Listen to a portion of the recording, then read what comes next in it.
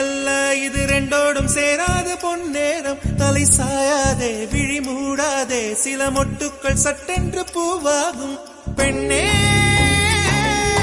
பெண்ணே